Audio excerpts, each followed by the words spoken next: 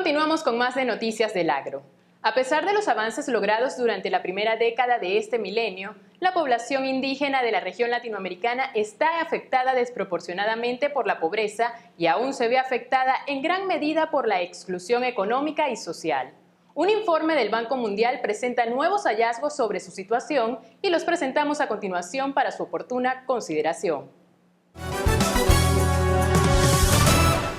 La primera década del milenio dejó mensajes contrastantes y a veces contradictorios para los pueblos indígenas de Latinoamérica.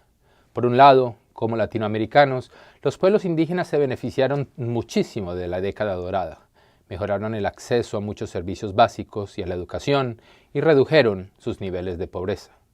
También mejoró su inclusión en los procesos de toma de decisiones.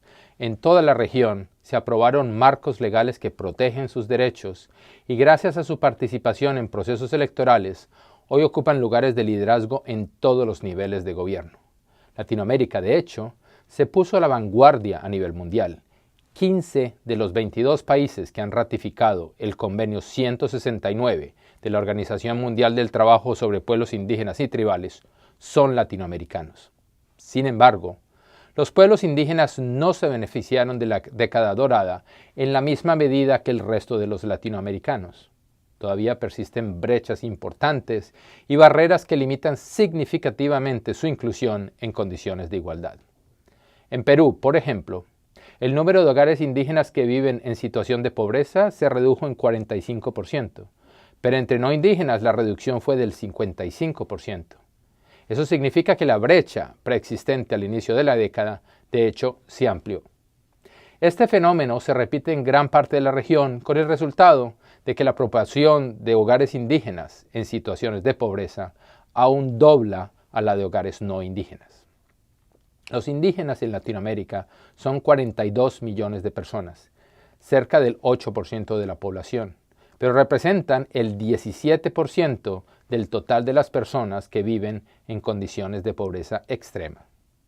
Esto refleja la existencia de barreras estructurales que limitan la capacidad de las familias indígenas para insertarse en los mercados y beneficiarse de las políticas públicas de manera equitativa. Por ejemplo, si comparamos dos hogares de Ecuador con condiciones similares, la probabilidad de vivir en condiciones de pobreza aumenta 15% si el jefe del hogar es indígena, 6% más si además es mujer y 26% más si vive en zonas rurales. Además, la probabilidad de que un miembro de ese hogar complete la educación secundaria se reduce en más de un 17%. También están apareciendo nuevas formas de exclusión y nuevos retos de desarrollo. Hoy, la mitad de la población indígena en América Latina vive en zonas urbanas, pero es poco lo que sabemos sobre ellos. Las políticas y los programas de desarrollo están diseñados casi siempre para el ámbito rural. En las ciudades, los indígenas se instalan con mucha mayor frecuencia en asentamientos inseguros, sin acceso a servicios básicos o que están contaminados. Por ejemplo, el 36% de los hogares indígenas viven en favelas o barrios populares, el doble que el número de hogares no indígenas. El número de indígenas que viven en ciudades, pero en casa con piso de tierra y sin electricidad, es 6 veces mayor que el de no indígenas. Los pueblos indígenas suelen tener visiones propias de lo que es el desarrollo y por qué es importante. Si van a asumir su papel como actores clave en la agenda del desarrollo, sus voces e ideas deben ser tomadas en cuenta. El reporte de Latinoamérica indígena en el siglo XXI aspira a contribuir a este diálogo con un análisis de sus situaciones, los logros y los desafíos pendientes al final de la primera década del milenio.